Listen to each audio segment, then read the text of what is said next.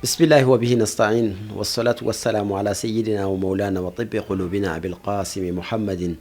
وعلى آل بيته الطيبين الطاهرين ومن والاهم بإحسان إلى يوم الدين. أما ما شريف لا تفيلا جبا ومو بلا جنين فون إسلامي كفولي مي على كشينا كهنا كبركة أم الله تعالى دلي على كوكا أني أو بلا جنين أبو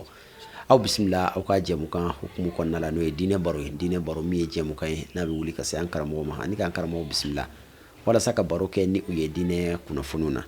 bi ankara mo mimbe ambulo koro ale ankara mo Muhammad Balde lakala nikala do dine lakala nikala do dine lasili kala do wa dine almami fana do kenyaba du hono anga marabuno folola noyi kay region konnay Muhammad Balde ayaka kalawun damne en fa jamana konnan la tara la tama bereta kata doni nyingine islamia doni o yase Sudan jamana kan ani Senegal jamana kuliyatu da'wa fo kata se Maroc jamana kan anga almami mun tara formation ke Maroc aye o formation fana ke ka adafa asigna kana jamana kono bi aka bara beneno dine bara mo ina fanyi afo chugomna amula ka se alele mabiana le bina jeka dine baro ke nyonfe yana nga do nga baro kono am ankara mo bisino ma fa assalamu alaikum wa rahmatullahi ta'ala wa barakatuh. Wa alaikum salam wa rahmatullahi ta'ala wa barakatuh. Balde ambe ifo ki waliñ mano ka kani wati dili amma ani islamé ka je ka baro ke ni wati ni konnala ame rajaba kalo konnala rajaba e kalo bonyali anga jamu kan temene ndowla anda sirama rajaba kalo konnala ko baw chama kera konnala ko baw doy islamé ce bado bangina ni kalo konnala no Ali ibn Abi Talib ali bangina ka ben rajaba kalo kletan ani saba dondoma don ti dun gansan ye islamia konnala akakan anga hakti jigini islamia cheba ndola usada nga nyingali folo Imam Ali yere joni do aka banginu gara chugodi. Alhamdulillahi rabbil alamin ثم الصلاة والسلام على سيدنا وحبيبنا محمد رسول الله صلى الله عليه وآله وسلم الذي بلغ العلا بكماله كشف الدجى بجماله عظمت جميع خصاله صلوا عليه وآله اللهم صل على محمد وآل محمد. نعم. أم بالمشي أم بسرفلا بارك الله بلا جلنفو كدامنا أنكرمو سيد عثمان كنا كتابلا مومي ناصر لو بيانغا تشيسيري كنين بارينا كتابلا أنكرمو أنانغا شيخونو سيد شريف مدان عثمان حيدراي niyame jonku nandi afo sababu nyuma wati na kasurnyena yani natagalgal fi lubbil mawdu yenyi ngalike ko Ali ya jonye Ali alayhi salam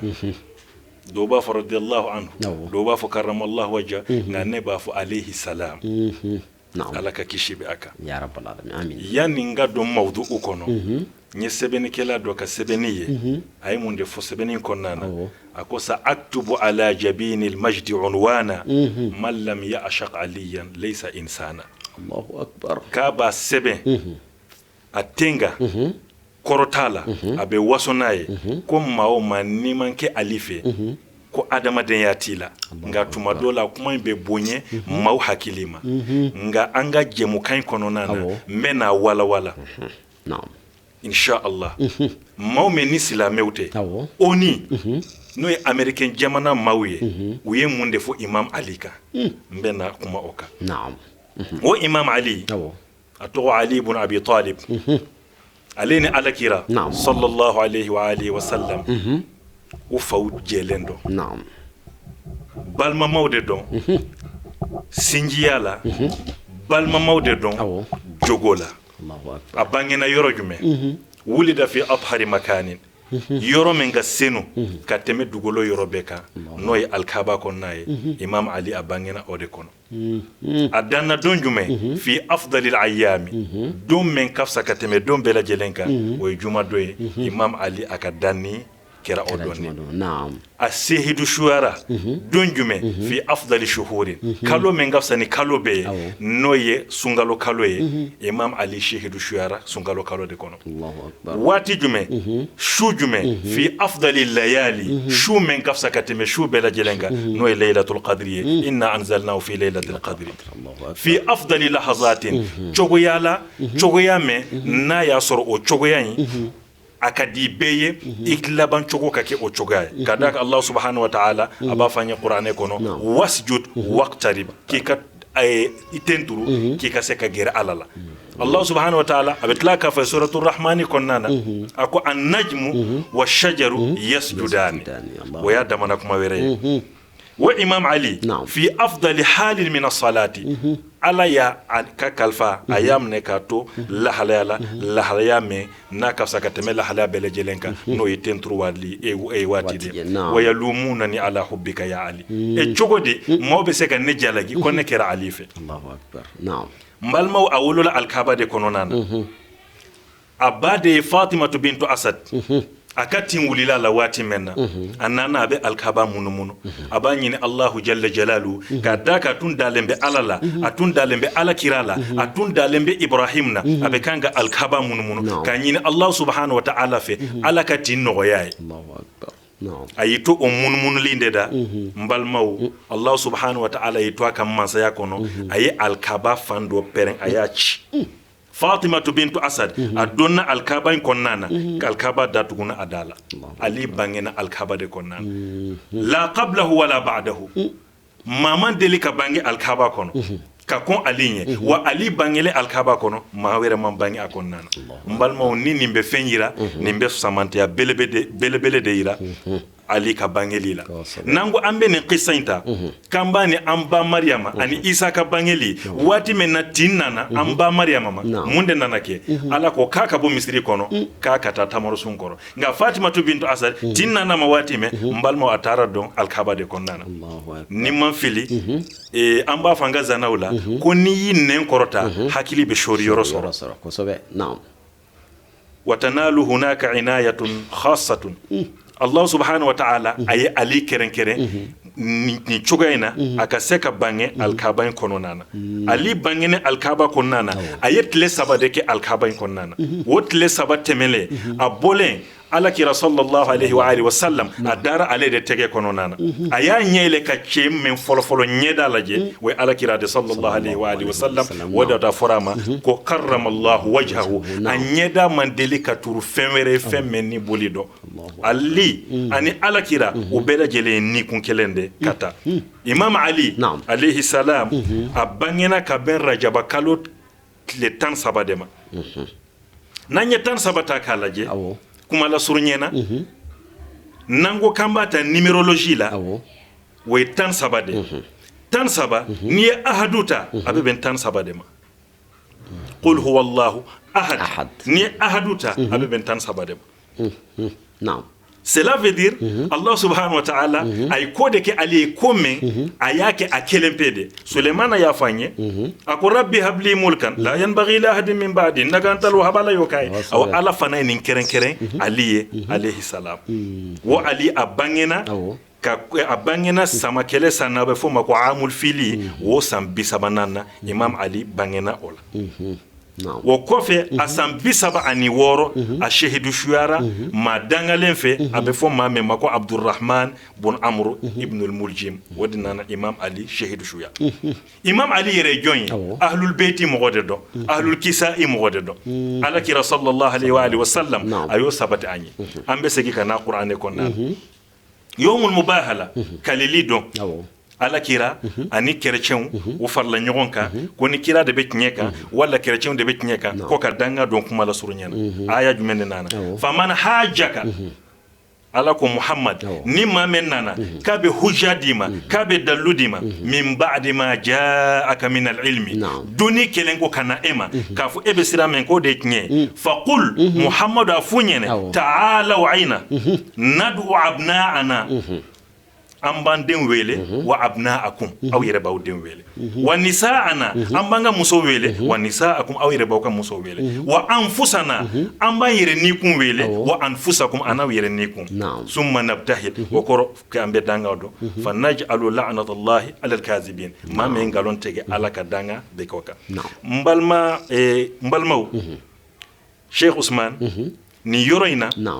abna ana fora nisauna anfusana nga kuma be munde no fe nafsu ne makobe nafsu inde la ni yorena abna una jomwella hasan ni hussein de wella kana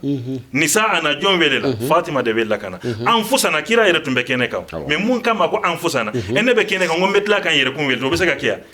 ay ali de welle kana kadaka ali ani ala kira bela jele nafsu kelende bi ittifaq al fariqayn Allahu akbar wadatu alla kira ko sallallahu alaihi wa alihi wa sallam ya ali anta minni wa ana minka abi bukhari kono e bora nedela ne bora edela wa qala aidan anta akhi tarisuni wa arisuka ali e ne balmade ne yi balmade mbi knyeta ibe ne knyeta mais na fori am ko balmaya tuma dola mba fo obe fala wal mo be balala balmaya ya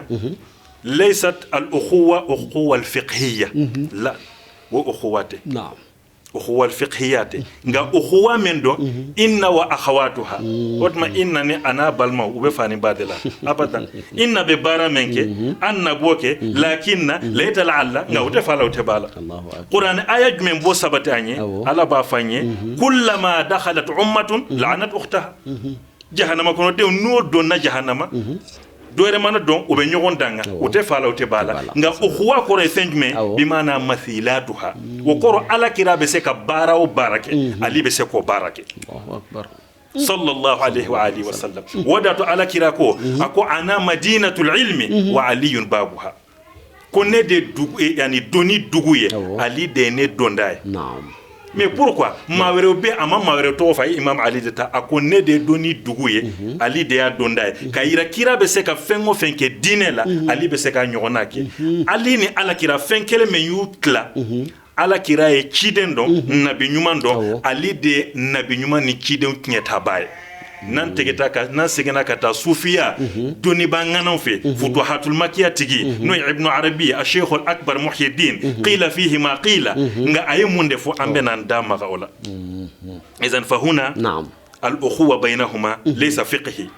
ka fonin karsa sarsa karsa be karsa nyeta Allah inna fiqhite inni misluhu illa fi nubuwa risala wadatu alini ala kira unoro abela jelentu nye noro kelende an noro ende nana obe yelema kana fo Abdul Muttalib la usela Abdul Muttalib la an noro nana tlafle kelen tara Abdullah la kelen tara kelen tara Abi Talib la men tara Abdullah la wakira nuru an-nubuwa war risala men tara Abu Talib la okora nurul wilaya ani ka ala kirat nyeta sallallahu alayhi wa alihi wa sallam wadatu ibn arabi aba fanya ka futuhatul makkiya konnana fi alamil malakut parce alamu flade be tuma dol ala bafo alhamdulillahi rabbil alamin abetla kafo wa ma arsalnaka illa rahmatan lil alamin huna alamin wa huna alamin wa alamu fla difference bi men boni nyonke way ko were nga allah subhanahu wa ta'ala alamul malakutula sufi do bafo ko alamu zarra wati me nantumbe ka kon farisuko kada ni kun doron danembe ako wa aqrabun nasi ilayhi ma menga suru ala kirala alamul malakutula ako ali ibn abi talib fi dhalika alalam almalakuti walghaib yaqulu imamul alami wa sirrul anbiya ajma'in futuhatul makkiyah tigideni fo ni segina kata konnana futuhatul makkiyah be nyefje walidha qala ko de la ala kirako ana madinatul ilmi neye doni dugude wa aliyun babuha ali de ya adonda ni be feka do soin kono ibe mundeke fika donna dade woda to ala ka manyuman dobe ka de laka qul huwa allah kay ala weleni qul huwa allah ye ka qul huwa allah wurdi ka ala welenaye ko ala nana yira la ko sodo jole mbay aljana kono nga date ala Allahu akbar ako ka be na do ma seka do weleli kan nanama hatiful ghaibi nanama ko ebe seka sojo chogodi ka soro dondate ala ayame ka donda jume ko de as-salatu ala nabi wa ali muhammad sallallahu alaihi wa alihi wasallam ambe seki ka taw qur'an kelen kon nana toujours amanga imam ali joro membala قال تعالى وقال الذي عنده علم من الكتاب علم من الكتاب نعم اكو تشمنين دوني كتابو دوني دوبابولو ويجوين عاصف بن برخية نعم. أنا آتيك به قال بناني بلقيس كبالي قبل أن يرتد إليك طرفه يعني نيتغني نيلت فلما رآه مستقرا عنده إلى آخر الآية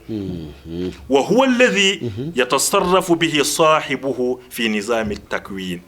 amba ko manyuman do abora ya atara selimaka wala ubedon gundo konnana kata ko do ke qur'ane yo sabati nando na science yere konnana amba fo de ma théorie de la relativité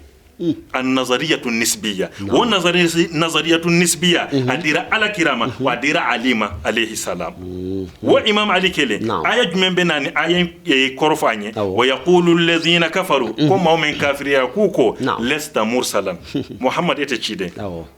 قل محمد أفونينا كفى أو وسرا بيني وبينكم نين أو نيونشي جون ومن عنده علم الكتاب أني مامي كوني كتابو دوني بي مامي نا كتابو بي آسف بن برخيال أكو علم من الكتاب ومن هنا بعضية نيكو أكلت الطعام نيدوم نيدو نغا أكلت من الطعام نيدوم نيدو نغا ما بيدو نغا نيدوني أبلا جلن تنبي إمام علي عليه السلام ولذلك قال علي ودات علي عليه السلام أكو نعم لو شئت نايا لجيا لأوقرت لكم 80 بعيرا من علوم النقطة التي تحت الباء بسم الله الرحمن الرحيم تومي من بعد دوغمالالا وتومي كلي كابنيامي بيشيغي فادوني لا ولا ولا ليلا ala tunyaso wadato ala kiratumbe ali tegem naka yala na e madina kono abafo ضغائن في قلوب الرجال إجوا يا بيتشولا على فهم بلا جلنكية صلى الله عليه وآله وسلم نعم وعلي كايرا كافو تصريف التكوين دير أما أدلا كابو مدينة كتا يس كتا إيراك جماناكا أكا صحابة دو بنوي إمام علي جنيرون دوي عز الدين الأقصاصي أبورا مدينة كتا إيراك كتا سلمان شوكو نياكوكي Salman e join waya damana kowere ali e kaba ko jumende ira Salman na waya damana kowere nga munde nanake abora Madina Salman fatura wati mem abora Madina kata Iraq ka Salman sukonya koke ka kasange ka sela sukan ka janaja ka segi kata Madina ka soro fajiri kene manchi amanta nyamela amanta sola avion ko kuma tunte negosote moto te atara chogodi الله أكبر عز الدين الأقصاصي ماذا قال؟ نعم أكو أنكرت ليلة إذ صار الوصي إلى أرض المدائن لما الله طلب أكو أفرم ما ميكو علي بورم مدينة كو كتا إراك جماناكا تمنا من نينينا في كو سلمان فاتورا كاكتا أي منك وغسل الطهر كاي جياكو وكو سلمان جيلندو أتارا أي سنة دي بولي أكا سلمانا نوي سلمانية وعاد إلى عراس يصرب والإصباح ما وجب السجن كتا يسرب نوي مدينة كاسر فجر كنه منشي وقلت ذلك من قول الغلات كون نونو كن كان كما نونو تلما وكرا أليفه وبكما دفاما كما من نادا ما تملندم وما ذنب الغلات إلا لم يريدوا كذبا غلاتو أكو ما منين دانت مي كلا ودو ناصر يكما من فونيك نيدو مي اوكا جنبو يجمع فعاصف أبانغا نا كومباريزون آسف بن برخيا أني آية فلو من كلا قال الذي عنده علم من الكتاب وآسف بن برخيا نعم قبل رد الطرف من 7 بعرش برقيسة وافا يحرق الحجبة نيتوني نيلك أننا نبلقيسة كبالي نعم فأنت في عاصف لم تضل فيه بلا في حيدر أنا غال إن ذا عجبا عاصف بن برخيا سراكوكي قرآن يو سباتي أنغو كو يتني أما سيكو سوسو أنغو سيسان كو علي نينكي كو تتني إن كان أحمد خير المرسلين فذا خير الوصيين أو كل الحديث هبا الله أكبر محمد صلى الله عليه وآله وسلم عليه دي كفساني دام فين بلا جلين ulu chidon bela jelen ale de kolo ka giri ka temu bela jelen ka na ya soro Suleiman alayhi salam no nabi la Suleiman ni alay ninke a jenyogon doye mais na fora ko fenkera ala kira jenyogon est ce que hakil be se ko ososo hakil man kango soso nan segina kata o qur'an kenen kono ala kama walabisu fi kahfihim 300 sinina wazdadu 9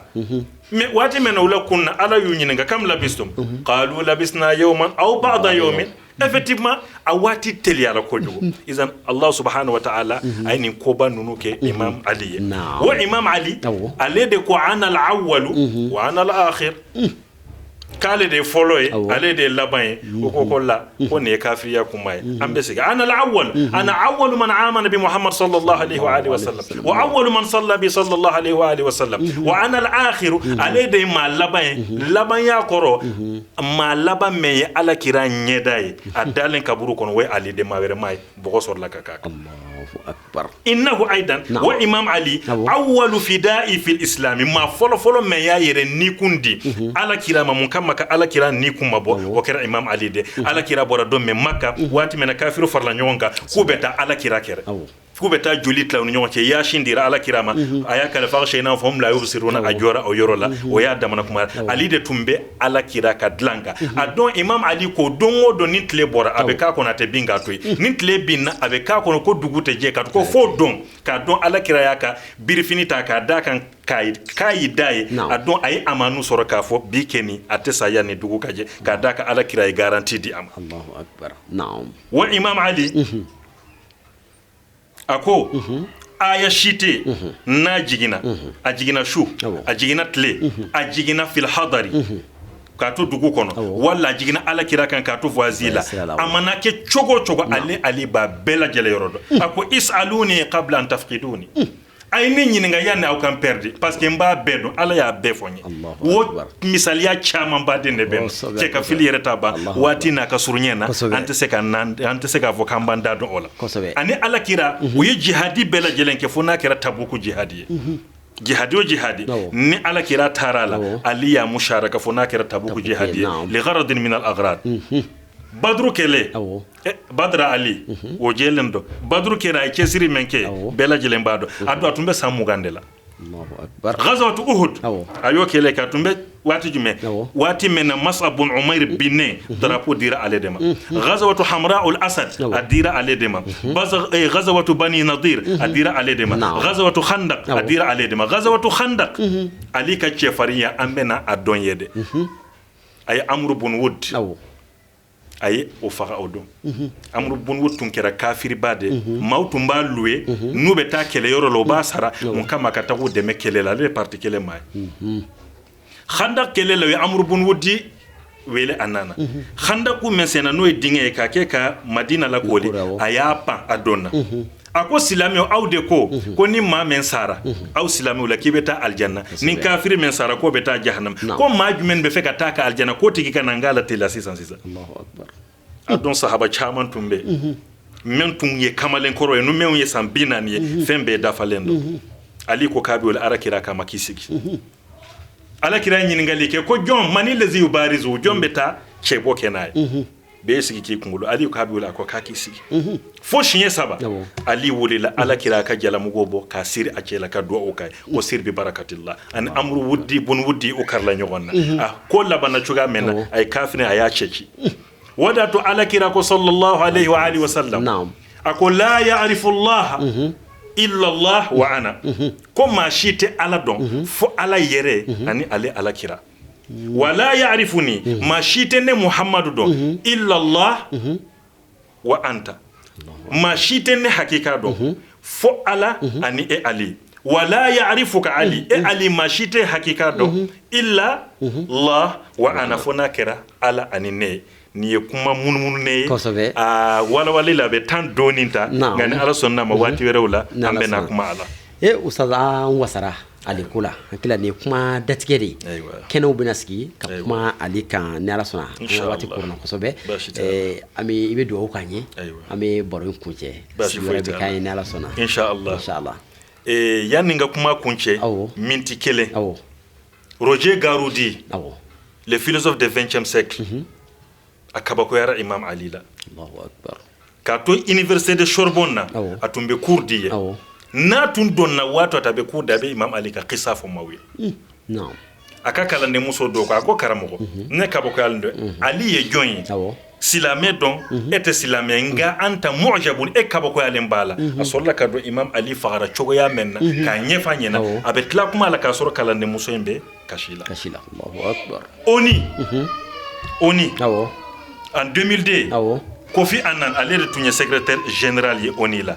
a ko Imam Ali a'dalu hakimin abara tarikh al-bashariya Allahu akbar a ko histoire bɛɛ lajɛlen kɔnɔna na n'an ye kiiritigɛlaw ta ɲɛmɔgɔw n'an y'u ta k'u lajɛ ko Ali ɲɔgɔnna t'u la tilennenya la mun kama a ye lettre min ci ka taa Malik ibn al-Ashtar kuma la surunya na ko wa ash'ir qalbaka ar-rahmata lir-ra'iyya